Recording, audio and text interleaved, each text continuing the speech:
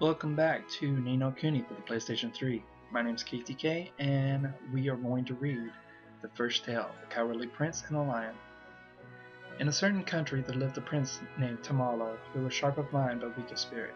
His father was a brave king, strong, wise, and loved by his subjects, but the noble example he set served only to weaken Tamalo's spirit. On one occasion his father told him thus: "Soon, my boy, it shall be time for me to retire, upon which thou shalt become king." While the announcement delighted the prince, it filled him also with a terrible dread, for he did not have the spirit required to ascend to the throne. In his vexation, he wandered from the castle, lost in thought, whereupon he encountered a fearsome-looking lion. The prince tried to flee, but the lion caught him easily in his paw, lifted him up to his gaping mouth, and swallowed him whole. At first the prince thought he was doomed, but at length he began to reconsider his position. "At least I'll no longer have to become king," thought the prince. After taking a deep breath, he said to the lion, "Mighty lion, I am the prince of this country, and the day after tomorrow I was due to become its king. Since thou hast now swallowed me, however, thou must needs become king instead." "King, eh?" replied the lion. "I shan't complain about that." Thereupon the prince led the lion back to the palace. The courtiers were shocked to see the lion enter the palace, but the prince pleaded with them from inside his stomach, and the lion was accepted as king. The lion proved to have quite an aptitude for royal duties. Whensoever there was a dispute in his kingdom, the lion would simply growl at his quarrelers: "Stop complaining, or I shall eat you alive!" Whensoever a bridge was swept away by a flood, the lion would simply use his paws to rip down a tree and lay it across the river. Regarding taxation and legal matters, the lion was utterly ignorant, but whensoever such a problem arose, Prince Tamalo would speak to him from inside his stomach and provide him with a sound solution. After some time, news reached the king that two dragons were ravaging the eastern and western edges of his kingdom. The people were terrified and looked to the king to deliver them from this terrible evil, upon which the king announced that he should go and smite the dragons himself. But even the fearsome lion stood no chance of defeating two such terrible dragons.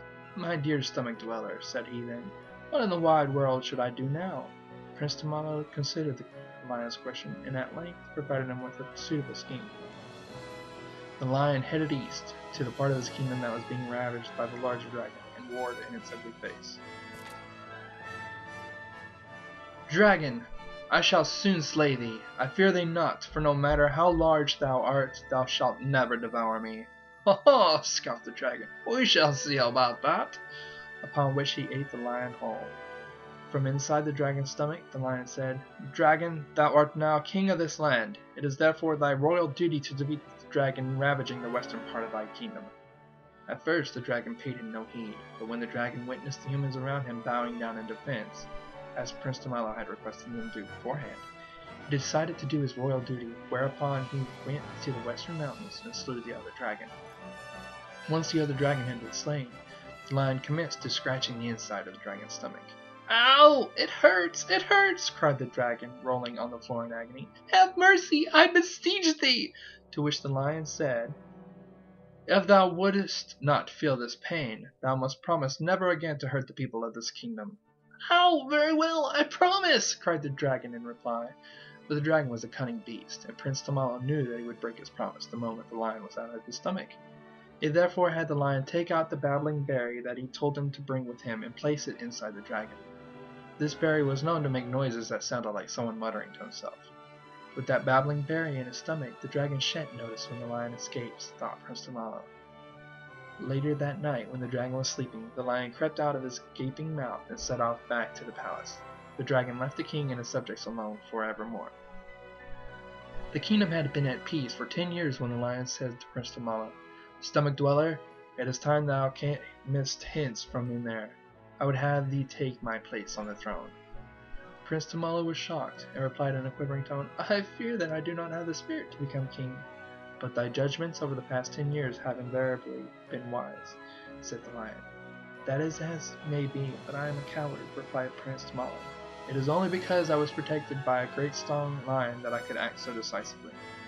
Yet the lion paid no heed. With an almighty sneeze, he ejected Prince Tamalo from his stomach. It had been 10 years since Prince Tamalo had seen the wide world outside, and he could not believe his eyes. The lion's mane was now full white, and his face was covered in wrinkles. Shut up inside the lion's stomach, Prince Tamalo had been quite unaware of any of this. "As thou canst see with thine own eyes," said the lion, "I have grown old. 10 years hast thou resided in my stomach, and yet not once didst thou scratch me or cause me any pain, as I myself did to that dragon, though thou couldst have done at any time. The courtiers and subjects of this kingdom did not accept me because I am strong. They accepted me because I have given them my all, by which I mean thou hast given them thine. Thou art the true king of this country. Thou lackest not the spirit, I assure thee." In like manner, everyone at the palace besieged Prince Tamalo to become their king. "Prince Tamalo, everyone is humbly grateful for everything thou hast done. Our country needeth such a king as thee." Upon hearing these words, Prince Tamalo felt his courage swell up within him. As king, Tamalo gave still more of himself to his country, and despite the fact that the lion had retired, he continued to live alongside the king in the palace. Though many countries are ruled by animals these days, in ancient times all kings were human. Indeed, the magnificent lion about whom you have just read was the first ever animal to be acknowledged as a king, and the world has never been the same since. Okay, so we have thanks to King Lion and Prince Tamalo for King Tong in Ding Dong Dell, and possibly even the Khalifa here in Al Mamoon. Well, with that story done, let's talk to him some more. Did you read the story I gave you? Well, I hope you read it carefully because I've got a question for you. Ready? Good. Here goes. There are quite a few characters in the story. Can you remember them all? Tell me, who was the third smallest out of the prince, the Lion King, the Dragon of the East, and the Dragon of the West? The third smallest? Well, let's see. I don't think that was even mentioned.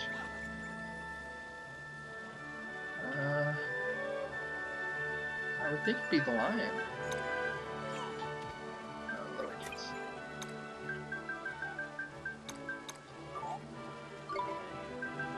Okay. Then let's try. He went to the eastern side, and that was the largest, so I don't think that would be it. Oh boy. Surely Prince Tamalo couldn't have been the smallest, so it would have to be the last dragon. Yeah, he went to the Eastern Kingdom, so it would have to be the Western dragon then. Correct! Very impressive. Your wizardly comprehension must be almost as good as mine. Oh, I said I'd help you fill your wizard's companion back up, didn't I? Here. Draw poison. Thanks, Horace. I suppose it was a bit mean giving you a question like that, but you worked it out eventually. And that's what being a wizard is all about, learning to look carefully at every detail and understand what's going on. Shut up with the wise old man talk, will you? You're no flippin' older than Ollie Boy here. I'm not. No, I don't suppose I am. At least I don't seem to be. What's that supposed to mean? It's strange. I feel like I'm forgetting something. Something really, really important. Never mind. I can't believe how much this place has changed. I'm gonna see if other towns around the world are as different these days. I think I'll head somewhere with a bracing sea breeze next. I might not be able to feel the wind on my face, but I can still enjoy the view. See you soon. Alright. Well, got that challenge out of the way and got a new spell. Let's check what it is real quick. Draw poison. Okay, basically antidote. Puppet string. Manipulate statues and other objects. Makes what is dark light. There was one more. Conjures up cuisine with a truly magical taste. Huh. Didn't he give us one more? Pulse. Emits a wave of energy. Okay, so that's probably like a lightning ability? I don't know. Right before I started recording, I looked on the map and there was a blinking light further down here. Yeah, see right there. Right outside, so this is probably that sheik. Oh, I'm so weary. Where's the fire I once had? Are you sick, sir? Sick. It is worse than mere sickness, boy. Much worse. I have grown tired of the mixing of spices, and the mixing of spices is my life. Oi, oi! That must be that shake of spice we heard about, ain't it? It must be, huh? But there's something up with the old feller. We'd best find out what it is, eh? We should, huh? How come you don't want to mix spices anymore, sir? You ask why? There is no why. There is only emptiness. But you're known all over for your spice mixing, Mr. Sheik. Don't you have customers who rely on you? Perhaps I do, but I cannot bring myself to do what they ask of me. I can barely bring myself to rise each morning. He's missing enthusiasm. We were kind of hoping you might mix some spices for us, but it seems like you're in a real bad way. I wish only to rest. Please, bother someone else. But, save your breath, Holly boy. The old codger's broken-hearted, ain't it? He is? He is, drained of every last drop of enthusiasm, unless I'm very much mistaken. We have to help him, Mr. Drippy. That we do, Holly boy, that we do. Let's find the Sheik's the ba-ba-boom he needs to spice up his life. Ah, I swear. You got some enthusiasm, blah blah blah.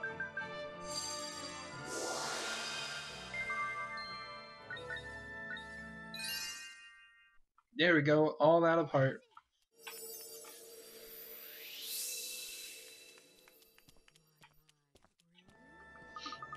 By the beards of the ancients, what is this strange sensation? I feel alive, and I wish to mix spices with more urgency than ever before in my long life. Neato, we did it, Mr. Drippy. That's some tidy work, Ollie boy. I do not understand. Is this thanks to you? Now I'm in your debt. I must reward you. Here, please accept this. Sandwiches, really?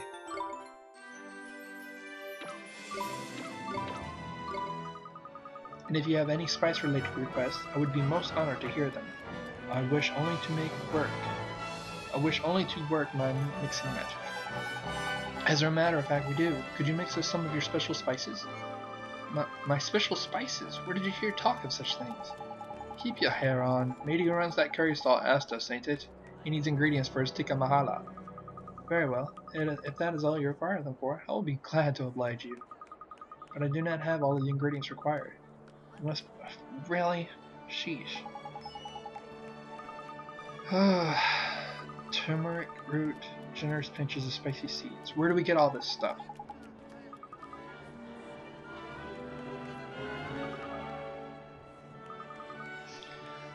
Beast known as the lumberwood.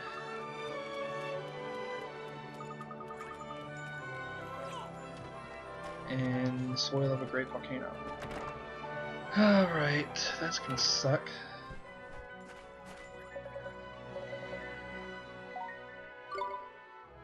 And we got a new one for the very wood we were looking for. Oh boy, it's gonna be quite an interesting journey. Well, I said I was gonna end up showing the Temple of Trials in this one, but given the way things are playing out, it looks like I'll end up actually trying Esther out and seeing what we can do before we end up going to the temple. I'm not going to try any of the bounties, just because I'm not quite sure how hard it's going to be. But this is the first time I've been out of all my moon and ages, Oliver. You sure do look happy about it. Esther, the purpose of this journey is to take the trials. You're not wrong, Moon. This ain't a flippin' day trip, you know. Get moving. Alright, lead the way. That's the spirit. Now then, let's... Hang on a minute. Did that sandbar there just move? That flippin' dead one! It's a monster, ain't it? Right then, Ollie boy, since you're going to be fighting with Esther from now on, I'd better teach you some new moves, ain't it? Ready, you two? Yes. Oh boy. Alright. Stay calm now. Now you and Esther can fight together, Mon. Double trouble. Tidy. Now there's two of you. You can pick who leads when a battle starts by pressing L1 or R1. Why don't you give it a go, eh? Go on, pick Esther. Esther, I'll give it my all. Now Esther's in charge instead, see? She's what's called the leader now. And the leader can boss everyone around. See the tactics command down there below? Over on the far left. Yes. Pick it and you can tell all your butties what you want them to do. Easy peasy. And to change leaders mid-battle, just press L1 followed by a tap on the old directional pad up or down. Now get out there and enjoy being a gruesome twosome. Well, that was fast. No! Alright.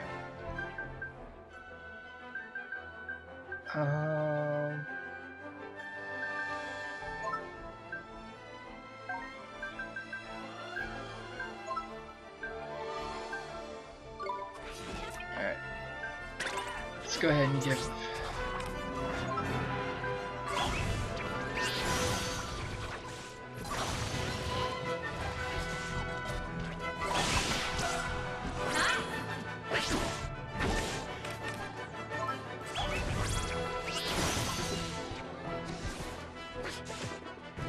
Oh, that wasn't too bad of a fight. Go-Go really sucks, though. Gonna have to try and get a different familiar for her.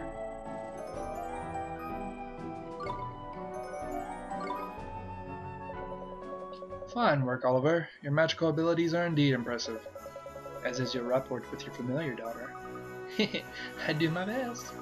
You know, Oliver, I'd love to try fighting with your familiar sometime. Huh? You can do that? Of course, all you need to do is switch your familiars around.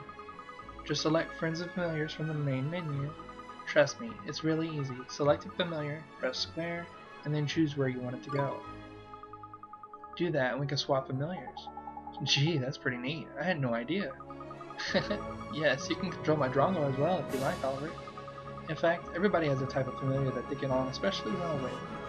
Use that type of familiar that's right for you, and the performance will be that much better. You can check what types of familiars you get along well with by selecting friends and familiars from the main menu. Right, enough chip-chat, you two. We need to get to the Temple of Trials, ain't it? Indeed, it is located in the northeast of the Shimmering Sands. I suggest we head there immediately. Alright. Friends and familiars. Let's give you that one.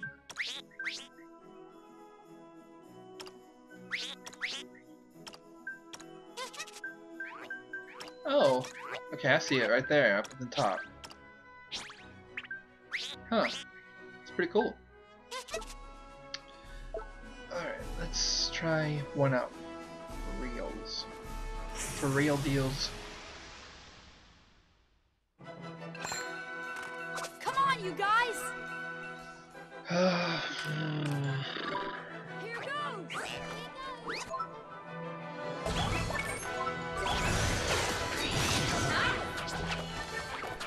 Awesome!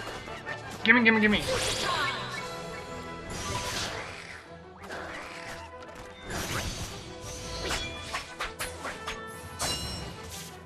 Did I hit all or just one? Just one. Oh well. Overkill! We won!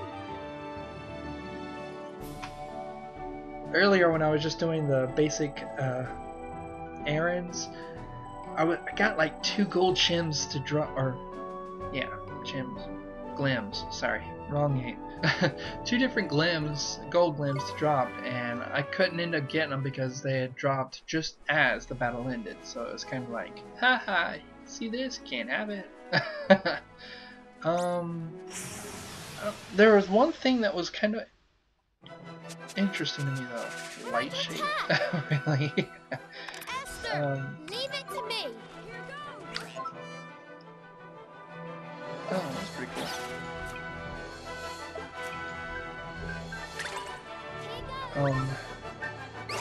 See, the main thing is that Esther's supposed to be able to help me capture familiars, but I'm actually not sure how to go about doing that. We did it!